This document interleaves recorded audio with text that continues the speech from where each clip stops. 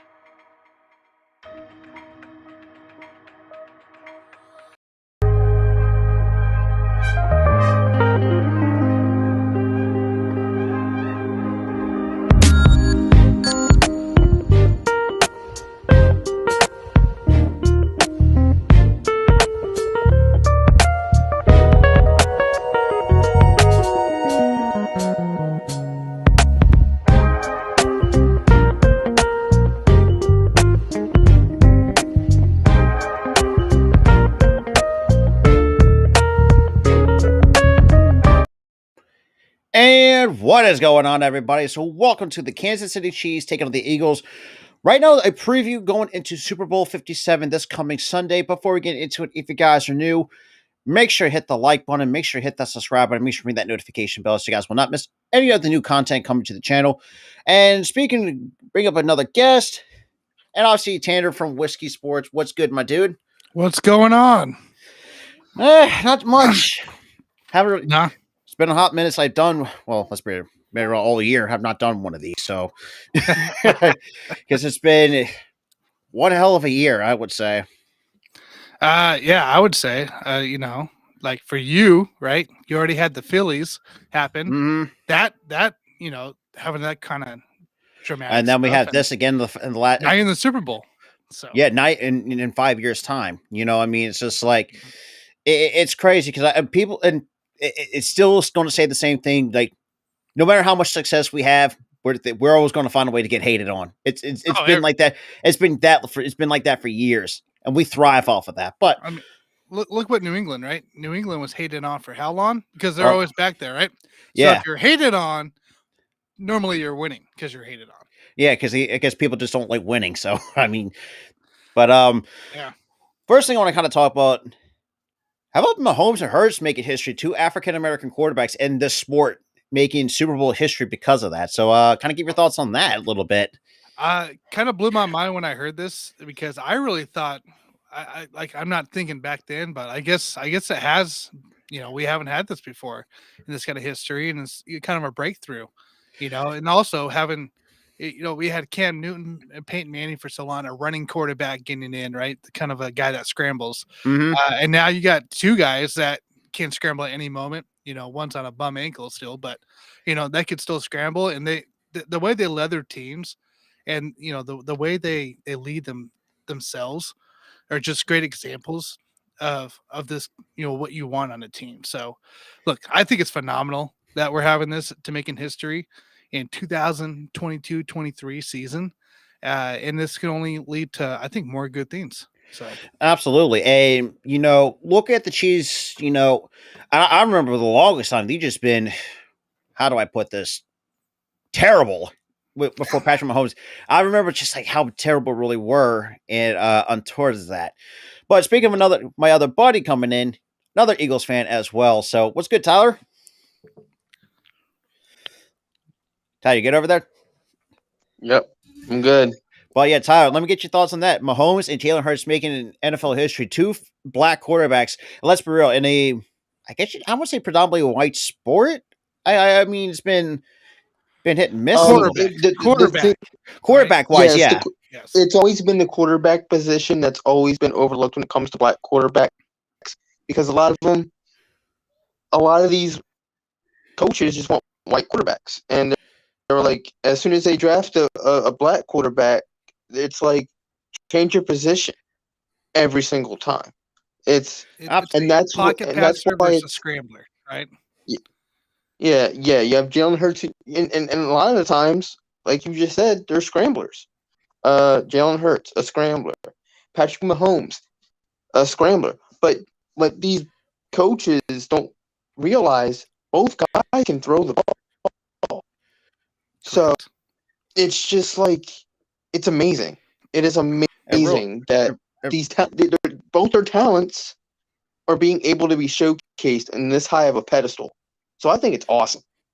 It really is, and and Tyler, you can attest to too. We remember the before Patrick Mahomes got to Kansas City, that team was just, I wouldn't say trash, but they just been very below average, and They even with they had some good talent. Just overall, when you look at the product on the field, it's like really, but it it also wasn't just that too. Like every single time that they were like in the playoffs, they were always getting bounced out of the divisional round every single year. We didn't win a It playoff wasn't game until from like 91 to 2016 or 17 when Alex Smith won it. oh my god, that and that stretch too was also the reason why they needed a quarterback bad. But before Patrick Mahomes even got there, and when they had Alex Smith, they were always in that divisional round, and they always could not get over that hump. After they got Patrick Mahomes, here they come. Here they come. Here comes the Chiefs winning the Super Bowl against Brady. Well, they didn't win against Brady. I forgot who they beat. Well, they beat the Oh Kyle no, they Shan- got smaller, but oh yeah, that's right. Yeah. But they won the Super Bowl. They've been to 3 of them already. yeah. Like 5 you AFC can't championships in 5 years. Like exactly. They've been one of the powerhouses. Let's be real. The AFC West has been Yeah, blech. yeah, but they've been one of the powerhouses in the AFC, and it's been awesome to see because they finally got a quarterback. They finally found some success beyond the divisional round. It's been they've been one of the, this is why I'm not saying that we're the clear-cut favorites in this, because we could very well get beat because this Chiefs team is a powerhouse. I don't think there is a clear-cut favorite in this game. No, it really is. I actually, it's surprising. I looked at the money line. No teams are clear cut favorites. It's been very close in terms of if you're betting on this game. I've seen this been close, but Look like at that line to go down too, because the Chiefs finally got everybody to practice. So the 3 guys that we were missing all cleared up and got practice today. So isn't? Let me ask you this: is this still Snead dealing with concussion, or did he go through the? He finished the Okay, concussion protocol last night. So actually, during my show, towards the end of it for the Buffoon and Botkins, there it was on Twitter, cleared, ready to go, gonna play. So, I like I said, I'm not like a huge hater on the Chiefs because number one, because of Andy Reid, because like me and Tyler, we still have a soft spot for Andy Reid. But I feel like you have to, right? Almost. it's been very hard not to hate against him because of Andy Reid. Because the one reason why we got rid of Andy Reid because of time management, which, well, let's be real, that's been It wasn't really time management. It was the fact that in 2012 he had completely lost that locker room. Yeah, wasn't it more of a he took more of a Bill O'Brien style role like he did with the Texans? Remember that? Like it was the GM and the head coach. Like if you guys just let the guy coach, like it's fine. But since he had to take the office, he was putting his decisions in a lot of different I don't think we areas. ever done that with. No, I I thought don't think that was Chip Kelly. That wasn't Andy Reid. That was Chip Kelly, and Chip Kelly completely dismantled that team. I don't even want think about it. This too. go back McCoy to for that. Kiko Alonso straight up to the Buffalo Bills. Or is it? Yeah, we've just. But we ain't gonna go that era. So. Yeah. Most of us we want to forget about that. But we did see McCall Hardman. I think he's still an underrated receiver. Just I don't know. It feels like health has always been an issue with him. Yeah, like he's just having. It's just very. And Justin Ross, longtime Clemson fan, just he's another one that's been. I wouldn't say. I mean, you knew he wasn't playing this year, so but he gives great potential going for into the next year too. So exactly and it's crazy too. Like it's funny because I've seen these delusional Chiefs fans say it's like, oh, that Pacheco's a better running back. I mean, in terms of explosiveness, yes, I think Pacheco is a better explosive back. But in terms of what we saw this season, I think Miles Sanders has him blown out of the water from the statistical standpoint. But I mean, I do think Pacheco's got to be a good, very high ceiling to be a really good, could be a 1,000-yard receiver, running back. Yeah, with the running game there, right? Pacheco, great upside guy that wasn't really meant to do anything. That's a 6th-round pick. And shout out to another South Jersey product too, Violent New Jersey. You'd love to see that, right? Yeah, I mean he runs hard, and he's starting to figure out how to hit the holes correctly, how to be able to turn up field, as you saw throughout the season. But I think Miles Sanders still has that vision, way clearer vision than Pacheco does, but there's upside, right? I mean, the guy that was a rookie, so I'll give him the benefit of the doubt. Right? Yeah, I have to agree there. I definitely have to agree there. I've seen a lot of tremendous upside from Pacheco this year. I like McKinnon. I think he's another one that's a fantastic running back. Clyde Edwards-Helaire, though, it's an interesting one because I like him, but the issue what I have with him, he just does not hang on to the damn football long enough. Doesn't get on the football, doesn't hit the correct holes, and then he gets injured all the time. As we saw this season, it was like a repeat of every single year. Like he has a hot start, right, and then he gets injured, and then he's out for like 6 weeks. This time he was out for a lot longer. Now he's finally activated. I think he has a pretty good role in the Super Bowl now that he's healthy. But look, man, there has to be something done with this. And I could imagine the frustration that it's like. It's just like you have two good backs. It's like if you have one good third back can stay healthy. I mean, look, we've seen teams can do that. I mean, like us. I mean, we have Scott Gainwell. And Miles Sanders, I mean, like sometimes people tend to sleep on our running game because we run the ball better than anybody. Just in terms if we, and this, and like I said, and I will say this again, like people will always discredit because we can beat people, not just with. It hurts his arm. We can also beat him with his legs, with the running game, or in case too, defensively, we'll just swarm you. I mean, we were we're third in the league in total sacks. Yep. Yeah. But looking at the depth chart, though, I mean, I saw that Kadarius Toney, he's been. He tends to hurt himself when he's trying to make cuts. I mean, the guy's when he's on the field, it's a different animal, right? I mean, this guy is amazing, great talent, but it's like how healthy are you making those cuts? But he's playing. He says he's playing. He came out and said it yesterday too. He goes, I'm playing. Like whether how much they use me is one thing, but I'm coming out there. And if he's on the field, you guarantee that. We've seen potential, but it's just like that's always that one little unlucky thing with Kadarius Toney, especially in that right. It's always a hamstring with him. No wonder why that pisses a lot of Giants fans off. Now it was the ankle, right? So this time it was the ankle. I think it was the ankle this time. It's like, sheesh. So, I mean, luckily we had 2 weeks, a week break. So, but it's like, man, we saw him what he did early in the season when he was out there at the Jaguars, for instance, where he essentially made some incredible plays, staying in bounds, getting the touchdown. Great, one of our top returner, right? Since Meeko's out, you got a top returner in Tony. You don't want Sky Moore returning the ball, our rookie, right? This is where Yeah. Tony comes important. This is why we went and out and got Tony, because he is an effective returner. Sky Moore, it can be, but he's got to catch the ball first. And let me tell you what, that punt at the very end of the Bengals Chiefs game, there Oh, was a lot of holding the breath, and all I was watching was here, like, just make the catch. it's like just like it's like not just that too. It's just like look, and I think Sky Moore was a phenomenal talent in college, but it's just like I thought Marcus, I think FVS has had a really good season. Yes. I think you could have disagreed. I think did George Karlaftis just really underperformed? I've been hearing a lot of been talking that he really underperformed in the regular season, but I think it was.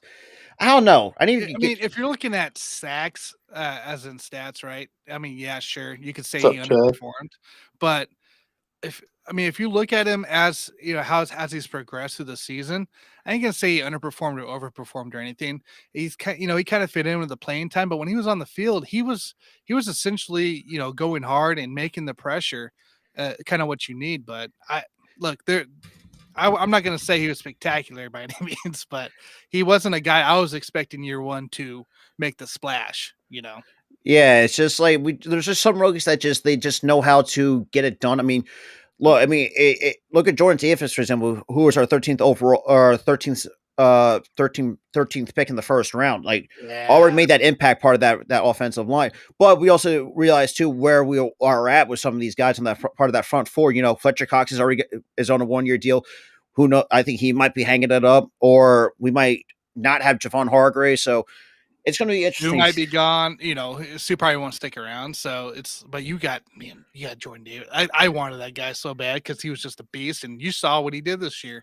And when he went out for you guys, you saw the effectiveness. Yeah, there was a total difference in that line of stopping the run and getting pressure on the quarterback. So I mean, yeah. And that was the reason. And that was the reason why we had to pick up guys like Linval Joseph and the Common Sue, because that line completely crumbled apart because we didn't have Jordan Davis, and we've seen it. We've seen that, and that was why it was crucial for us to get Linval Joseph and the Dumkin Sue, and it's been great ever sinst. So yeah, it has, yeah. And especially not to mention, we already made our first contract extension to Jeff Stoutland, part of our, so we got a lot more. And he's been also crucial to that coaching staff for that offensive line and the defensive line too. Like, he's a great line coach, and the fact of the matter is, without these guys, without these key pieces, we wouldn't be here. Not just that, and if you looked at every statistical category, we'd be outside the top 5, top 10 without Jeff Stoutland, just in terms of what we have. Yeah, because we kind of got that same way, right? So last year, all season wise, we picked up the D-line coach for the Jaguars from last year, and he's made what a tremendous turnaround that defensive line is from last year. So, like, we're actually getting pressure on guys where schemes are better, but we're using it seems like an 8-man personnel in a way, because you have so many guys that are just rotating on and off between the D tackle and the D end and shuffling them around the line. Mike Dana's one who can play both spots, and it's a tremendous deal. What a change it was from last year. I'm on that defensive line for the Chiefs too, with that change in coaching. But yeah, it's like I'm also looking at your roster. One name in particular that still stands for me. I'm still probably still in the league is Carlos Dunlap. How the hell has he been lasting longer than this league? I completely forgot about him. The only time I remember from his days was there's obviously ugly days with the Cincinnati Bengals when he still had Coach Ocho Cinco in those days. Right.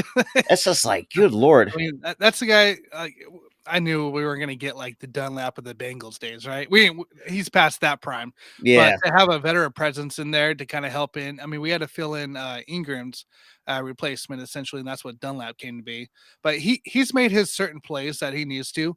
Big guy, long arms, getting the hands up when he needs to in the rush during passing plays, and it's helped with a couple turnovers and a couple key stops. So it's more of a veteran presence having that guy in there on the team to help with the young guys like a Dana, like a Saunders, or a Karloftis in a way.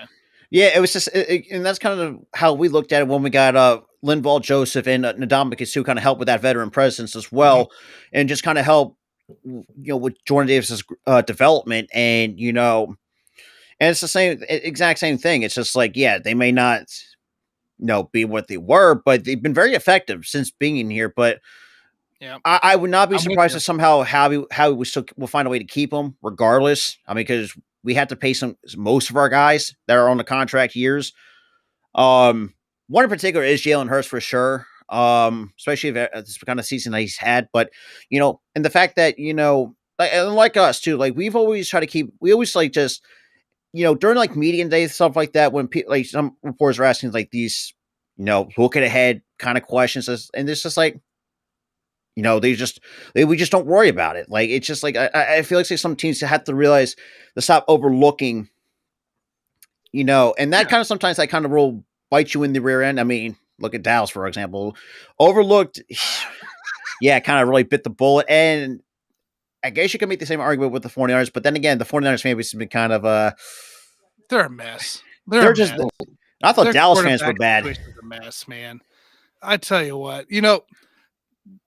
I don't want to get into it because I just want to say the whole point that you have a guy that gets you to the championship game, a few years, get through the Super Bowl, and you go bench him for a guy you wasted a bunch of draft picks for, just to essentially start him again. Whatever, like it's a mess. Dude. Yeah, it's been like that, but like I said, the fact we have Patrick Mahomes, who the fact is, and it's outlandish sometimes to say could be the greatest of all time. I mean, you can definitely make an argument for him, especially what he has done so far. What's been like 5 years in the league for him? So 6 years in the league, 5 years as a starter. Yeah, because he was in the league since 2017, but he didn't get the start till 2018. Correct. His first start was week 17 of the Broncos, and he got the lead. They took him out. They blew the lead, and then he had to come in the fourth quarter with 2 minutes left to go win the game again. So against the Broncos, and ever since then, the Broncos have never beaten Patrick Mahomes. So yes, I think the Broncos were 0-5 against Patrick Mahomes, and when I did watch that game, it seemed to me it's just like this could be this. Even though as a long time as a general football fan, I think to myself this dude could really turn around the Kansas City Chiefs because. And I've always said this too. I think I had to give a lot of credit to Alex Smith for helping developing into Patrick Mahomes. Not just Alex Smith, Andy Reid for crying out loud. The dude, I mean, you can't tell me. Matt Nagy, Doug Peterson, all those guys were part Yeah, well, I know how Bears fans feel about Matt Nagy, but that's a whole different. And I've always said coaching Matt Nagy, all right? Yeah, that's the offensive coordinator Matt Nagy, okay? But it's crazy enough to, like I said, the quarterback position, we always know that's been predominantly white. Like, it's just like, we've seen some black quarterbacks, start in Super Bowl, seeing Doug Williams for the Washington Redskins. I mean, we had McNabb in 2004, but we really hadn't seen two, black quarterbacks go at it. And, it's really impressive. And you have two, protege, but I tend to people forget, Sirianni got his start in Kansas City. Yep. Behind Andy Reid in 2009, I think it was around 9-10, something like in that range. And it's just like he got hired in 2009, and in 2013 he got fired by Andy. Yeah, let go. Yeah, see you later. Yeah. Now we get him. He put the dogs into the Philadelphia. Got those guys. Before that he was talking about Flowers and all this like bullshit that he was spattering. It's just like what? Here's the thing that cracks me up, Rob. Are you ready for this? You had Doug Peterson, who's a coordinator for the Chiefs. He gets let go. He goes to Philly. He leads them to a Super Bowl. Yep. Here comes Nick Sirianni. He was one of the Chiefs coordinators. He gets let go. Goes to Philly. Now he's in the Super Bowl. It just seems like Andy Reid, outside of Bill Belichick, has a really good coaching tree. I mean, look at this too, right? So don't forget that Matt Nagy, his first year, led that Bears team to a playoff push to a playoff game, right? You got to remember that too. Like there was success there. Just because we remember the last 3 years of Matt Nagy, that first year he took that team into a playoff position for that too. And I don't know, it just blows my mind. It really is. I mean, it's like at the end of the day, we can all agree. All three of us can say at the end of the day, if Reed decides if he decides to retire, say hypothetically, we all know the dude's a first ballot Hall of Famer. Like easy.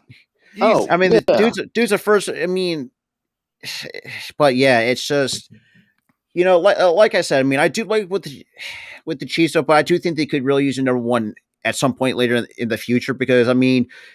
And I think, and this is the thing too. Like, I think, I find when I actually found laughable, so I was like, oh, how well is Patrick Mahomes going to play without Tyreek? It's like, are you fucking kidding me? I literally face palms. Like, I was like, what did I just hear? Like, it's the most stupidest. Like, I have a pet peeve of things.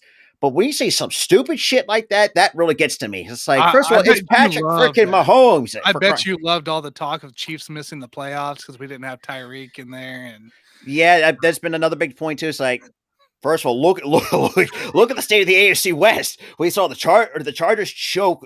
I mean, the worst way possible you could ever see the Chargers choke. How bad was that? Like this team went out, got players, Khalil Mack, got that cornerback, whatever it's from Patriots. You got J.C. Jackson. Yeah, J.C. Jackson. Thank you. They loaded up. They were healthy going in, and then Chargers decided to Charger, and it was. I mean, there's.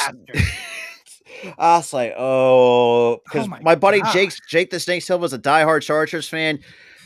Oh man, he gave me. It's funny because he called me. I think he called me right after the game, like just ranting and raving. It's like, and he probably said that that's a Dean Spanos thing. Spanos has never done much to really help that franchise. I mean, think about it. I mean, he drew Brees away, and like, look what happened when he went to New Orleans, wins them the Super Bowl. Right, just going my buddy Rob Logan, big Chargers guy. I message him every now and then. I go, "Is it time?" And he goes, "It's time. It's time to fire Staley." And the fact they still kept him doing it. Yeah, they still kept him after all that, after the last 2 years. I mean, first of all, you got rid of Joe Lombardi. I mean, hasn't really done much offensively, but you got Kellen Moore. From a lot of times we saw in Dallas, not the greatest option, but let's see how that is. It's like there might be a difference going from Dak to Justin Herbert too. Oh yeah. Okay?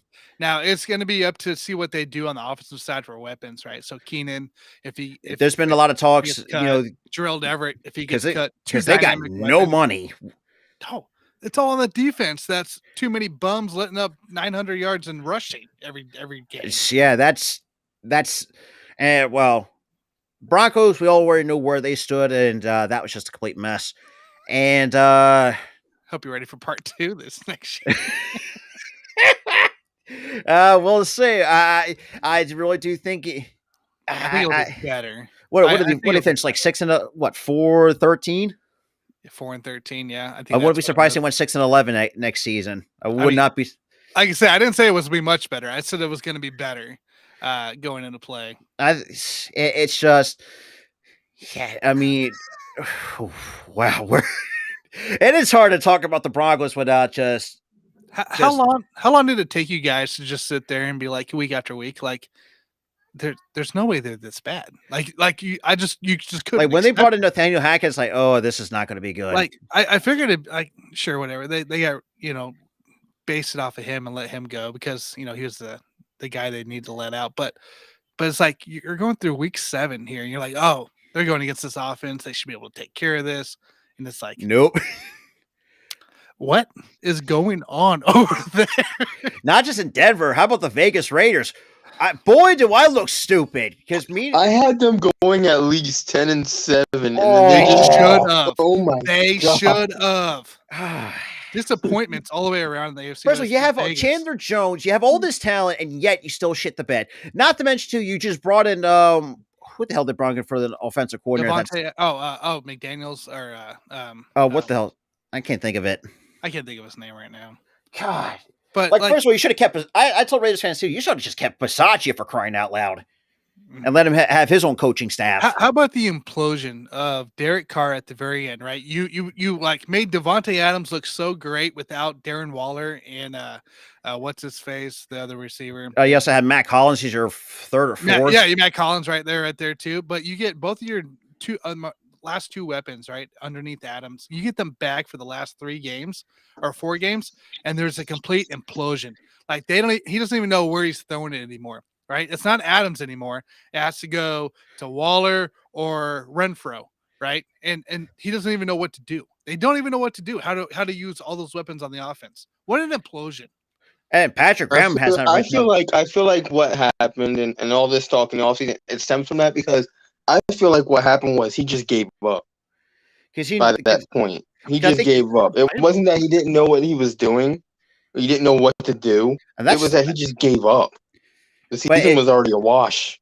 This also stemmed to the fact there's been a lot of, rumors of him getting traded elsewhere. That's been going on for about a year and a half. It's like you just gave the guy an extension 6 months ago. Exactly. And the fact that they have no money. Think of this too. They decided to pay out the rest of Gruden's contract. They got no money whatsoever. You're letting Josh James probably going to potentially walk after having over 1,400 or was it 1,500 yards or something like that. It was a career year, right, for him. I think it was a breakout year with him, and they declined his 5th year, and they declined most of their man. You got rid of all their draft picks from that draft class. They declined. I thought the Chargers were bad with money, but I thought the Raiders are just the worst. It's bad. Meanwhile, here's the Chiefs over here getting Juju and MVS and reloading up Justin Reed, losing Tyron, and it's like, all right, what are they doing different than you guys? Exactly, and really worked out. But like I said, traded for Kadarius Toney, I know it was a bit of a risk for the Chiefs too, which is it was like a 50-50 gamble. So like, what Kadarius Toney you're going to get? But the fact that and the fact that his first touchdown with the Chiefs, man, I bet that really rubbed the. I said, man, I could imagine that's a bit of a shot towards the Giants, really just letting that man. But then again, though, this all stemmed to the fact that with us and Dallas made the trade in the draft to get Devontae Smith. That's kind of how we screwed the New York Giants out of that. We basically tag teamed in that draft in 2020. We tag teamed to get Devontae to screw over the New York Giants. And the next big thing is, and then the trade down for Kadarius Toney. It's like, good. But then again, they also still had Dave Gettleman at the time before. That disaster. Yeah, the whole Gelman thing. Joe Judge, the quarterback. Or how about what was it? A quarterback sting on a 3rd and 13? It's like, what? Yeah. That made me go. That made me go. He needs to be fired right now. That was 3rd and 13. You call a quarterback sneak. So what I want to know, I want to ask Bill Belichick, because after that, it's like, what made you hire that guy back to your staff? And did you not just watch the whole entire previous year at all? Or the same thing with Matt Patricia. Like, why would you have Matt Patricia be your offensive coordinator? Well, yeah, that was a disaster. I mean, Bill was just trying. I think Bill was just trying to do stuff, and it's like, I think Bill's lost it after the last 5 years. I think Bill is more of like, I think more Bill is like panicky at this point. You lose Tom Brady, and it's just like, oh no, what do I do? And it's like, now I got to replace him. I got to replace the guy. This Mac Jones guy is kind of big money, right? We can't pay big money to quarterbacks in the Patriot world, but we'll replace them. Then they get Mac Jones. He looks like he's average, and now he's panicking. Like, oh no, what do I do? And then you had this like quarterback thing with him and this Bailey Zappi the entire year. It's like, what the hell are we going on? Why are we causing drama with your 2nd-year quarterback? Like, get over it. Pick one, and that's it. Exactly. It's like it was weird. It was like 1 week he was picking Jones, and he's picking Zappi the next week. Then he's picking Jones, and then he's picking Zappi again. I'm like, a halftime deal, where they swapped, and it's like, it's like, and both quarterbacks looked the same. Yeah, they looked the same, but man, Mac Jones, I thought Mac Jones would have just sat out the rest of the year. The way he looked after being taken out at half. Yeah. I thought he was done. I was waiting for the trade news or to be released or something. Because man, I lost respect for Mac Jones early in the season, right? Because Bailey Zappi did look better. He really did when he was in, Mhm. right?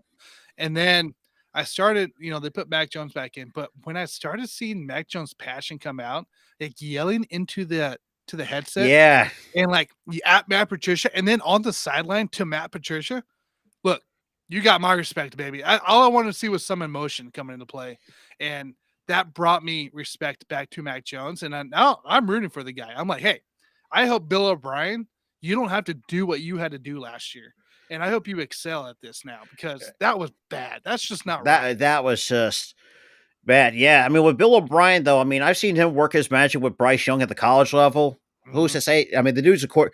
If you could keep him as, and surprisingly too, I tell people this too, and then you'd be surprised. He's the only winningest head coach in the history of that Texans franchise with over a 500 record. Wow. Yeah. I Yeah, didn't know that. yeah, I think he had over 700 winning percentage. Just like it, then you had like Gary Kubiak was their second winningest. That's like good lord, but that's a whole nother thing. But going Yeah. back to this, especially with the Super Bowl, man, it's been one hell of a year. Not for the two teams, but this entire season as general. Some teams, well, let's be real, have not been really have some good seasons, but just been a lot of some disappointments. Then again, that's no surprise to Jets fans. So sorry about that, because holy crap, The hope, and then the crash. or Yep. Titans fans too. Oh man, what a letdown that was. I mean, the fact that you've first of all, it'll send to the fact after we traded for AJ Brown during draft day, But here's what really shocked me: you go 6-1, and then 7-4, and then you just and you actually it was 7-3, and you lose your 7 straight to finish 7-10, and choke the division away to the Jacksonville Jaguars, who I thought, that's why I just said 6-1 and 7-4. I'm talking about like that record before they started deployment. yeah, They it's went just 7-4, and then they just went. So if you guys remember last year, right? I think they were the 1 seed last year, and they still ended up having like over 28 players in the IR last year. And then they had it again this year of like 28 guys injured, 30 guys injured. Look, you can only overcome injury for so long. Like they did a great job last year managing it. That doesn't mean you're going to do another great job this year managing those kind of injuries. And then with Tannehill being out, Malik Willis being nothing, looked like he's ready. and he got Josh Dobbs picked off the street. It's like, I mean, ugh. at least Dobbs looked like he gave you a chance. Malik Willis looked like he could barely even run the ball at that point. Exactly. The dude just It's just a bad news. Like they got rid of the GM, luckily, who gave up nothing for AJ Brown. and the fact that it's the same game when he had AJ Brown almost had 200 receiving yards and 2 touchdowns dropped on your head, and you fire him like not even the next like day. 15. No, it was fired not even the next day, like after the game. They actually fired him after the game was over. That's right. Yeah, he was. I was He was like, fired man, like literally a minute after the game. He's fired.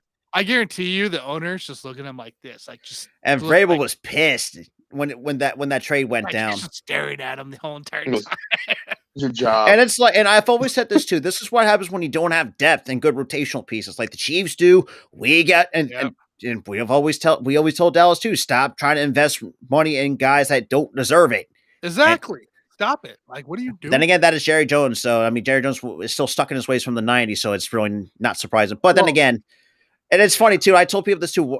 Even though we clown on Dallas for having the longest Super Bowl drought, we always like just laugh at Washington. They have not won anything since 1991. If you think about it. I mean, But there's still teams out there that haven't won any.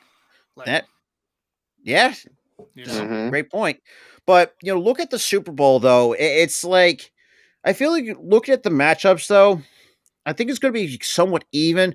Now, I will say, Tanner, let me ask you this: how's your run defense? I know your run defense has not been spectacular, to say the least. In the past, it hasn't been the greatest, right?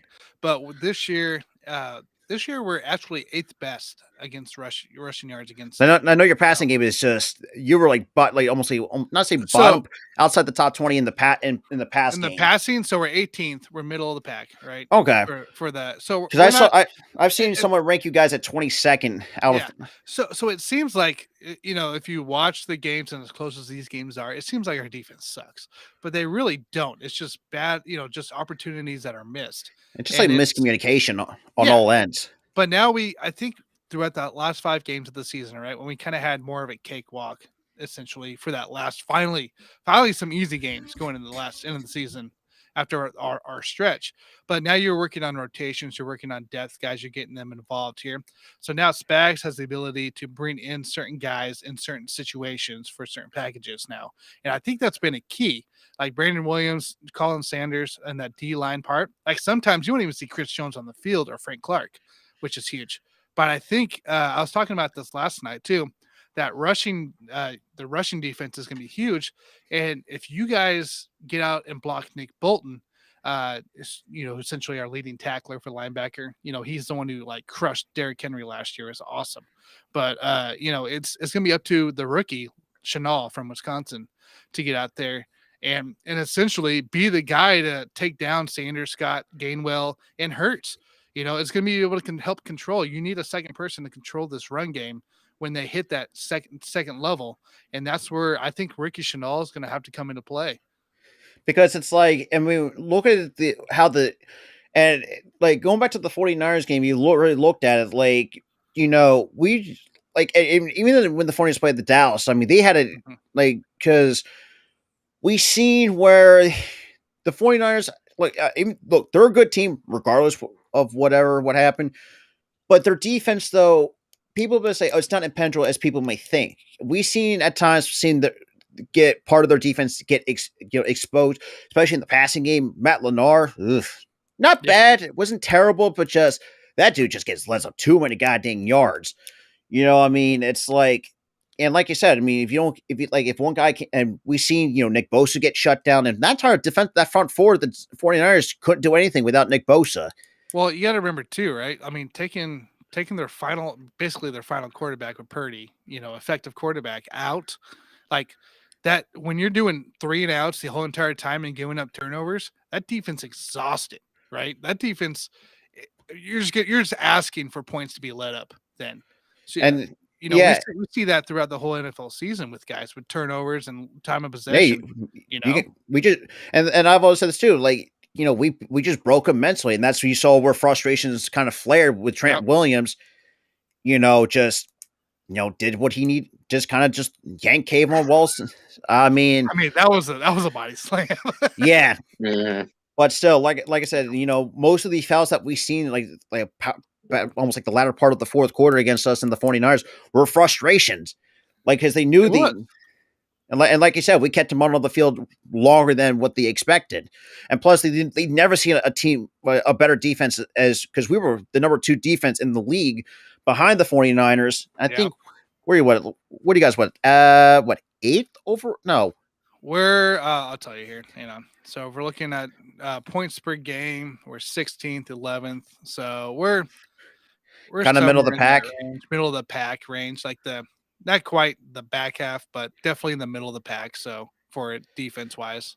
But yeah, it's just like, looking at this game in general, like you said, if one guy can't get it done, like you're asking for problems. I mean, you guys saw with Russell Wilson too, right? The Denver Broncos, when the defense came over and yelled at Russell, like, stop putting, like, get your job, do your job, and that's what it does. Like San Francisco, I know there's a stream out or a video out there. I didn't get a chance to watch it, but I saw it pop up on my Twitter. And it was essentially how some of the 49ers guys were mic'd and they were like, they saw Purdy go down. They're like, crap, we're done. Like, what do we do? Like they were just so deflated. It's like, oh boy. It's going to be a long day when your quarterback goes down, and it's going to be tough, man. It really is. I mean, and it's like with us, I mean, I don't know exactly how I don't know offensive line wise. I mean, what do you have? Like, I know you had Orlando Brown Jr. I know even though I've seen moments where he just doesn't really look good. It's like part of our weakness, definitely. Like, this is a guy trying to get a monster contract going in the offseason. Yeah, like I've seen Chiefs fans kind of just rip him to shreds. Oh man, he. By the way, he was the reason why Mahomes got the high ankle sprain that Jacksonville. Oh, because he led up the guy to come back into play. He has not performed the best at all. Like, our interior are monsters, right? Thuney, Creed Humphrey, and Trey Smith. Those guys knock people. Like, they're good. it's the outsides, right? Andrew Wiley on the right hand side of the right tackle, and then Brown on the left hand side. And it's look, those are the weakness, and that's the scary part is you got a Mahomes who's probably 90% now, maybe 85, 90%, but all it takes is you guys know this, right? It takes one bad movement, one bad hit, and because tough. it's like like I said, with your outside being your weakness, I mean, you got Hassan Reddick and Josh Sweat on both on the outside coming right at you. I mean, they go hard and they perform really well, really well. I mean, the fact that you could have had like a 4-way race for Defensive Player of the Year, but like I mentioned before, that's just they never give us any credit because I mean, no matter how well our players play, it is what it is. We thrive off people talking shit and shit like that. But I've always gave the Chiefs where credit's due. Now, when I was it was just very, like I said, going to that 49ers game, it was very, like I said, very unfortunate that Brock Purdy had the torn UCL. I told people this too. High ankle sprain, that shit is no joke.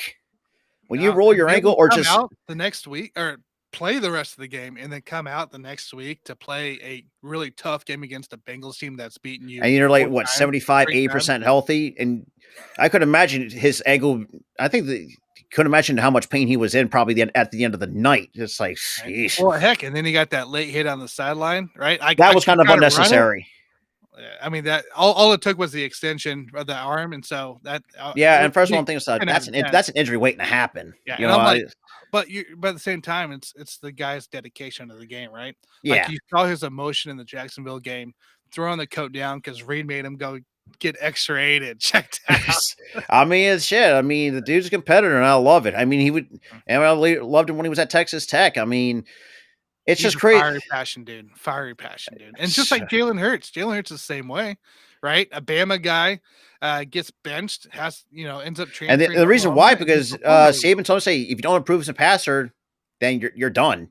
And he took that seriously. He went to Oklahoma, and with Lincoln Riley, probably put up the best passing numbers he's had, and unfortunately, was a second rounder. Now it's funny because I was one of many of Eagles fans was very skeptical of it because it's like, oh, you got Carson Wentz and stuff like that. But ever since when he had that, like, I would say, a drama queen face, I guess we could say, and just that kind of where everything ever stood here, and it took Hurts, even though we had to go through different coaching staffs to do it, but having a guy like Nick Sirianni, who originally I was very skeptical of it, but seeing how another guy that's been very passionate and fiery, and has really showed the spirit of Philadelphia, and it is how it is. I mean, you guys kind of have for a Philadelphia team, right? That's kind of the perfect chemistry. You got a guy that's, when he was brought in the head coach, talking about being dogs and all that. Well, you got the right pieces around it, right? AJ Brown coming into play, Devontae Smith coming, Jalen Hurts, who's always been looked down upon. I mean, these are guys that you want to basically have something to prove in that play. AJ Brown, especially, right? Having injury history throughout Tennessee days, and always was questionable at best at some it seems like some seasons with him. So now that he came in full season, looked tremendous, looked like a healthy guy, and played really hard out. Jalen Hurts just killing it. And Miles Sanders had tons of backlash as a running back. No touchdowns last year. No touchdowns last year. What does he do? Touchdown central. Not just that too, and we put up our first 1,000-yard running back since since Shady in 2014. Like how huge is that? A guy that people already left for dead after last year. Yeah, very. I thought you were 5 for 5, but I know you don't want that. So Austin Scott, Kenneth Gainwell coming into play. That offensive line, like tons of stuff, like tons of guys proving stuff. And that's exactly what this Philadelphia team needed.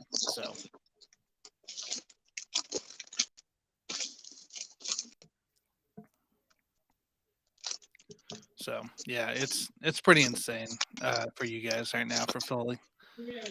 Just for your chemistry, Yep.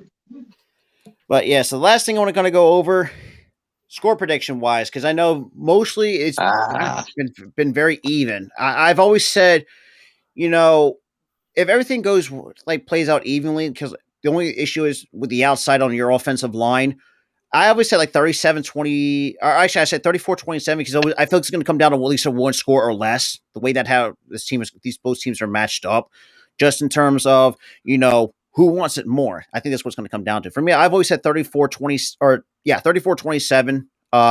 Eagles for taking this. It's just like it's like I don't think I think the Chiefs are are talented as well not to blow them out because they were going to find a way to be scrappy. So that's my score predictions: 34-27. This is going to come down to if we can contain Patrick Mahomes, and if we can get to him, I could see that. I could see that we win this one 35-28. So you guys got the over too in points. Yep. 50.5 the over. So I think it's going to be the under. I think we're going to see we'll see dynamic plays, but I think we're going to see some of this. The defense we've seen all year for both teams shut teams down, the offenses down at certain times. So I'm going to take the under here in the 50.5, and I'm going to go ahead. I'm going to throw it out there here. 24-21.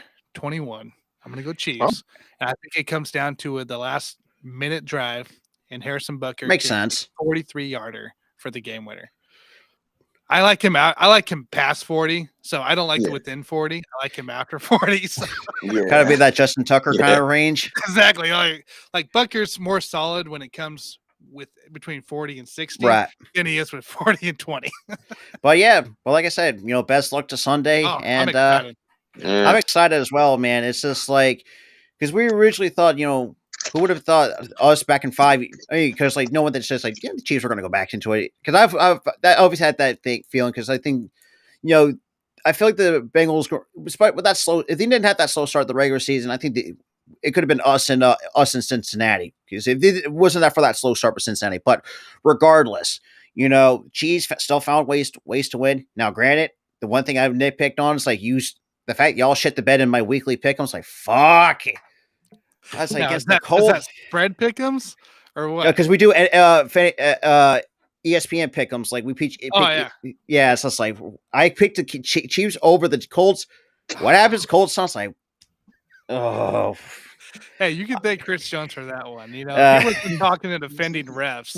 We would have won that game. Well, outside of that, though, Tanner, man, best of luck to y'all in the Super Bowl. You were the one. You guys. But with that being said, let's have a good football game. Absolutely. Let's wait till Sunday. I hope it's like what we said it was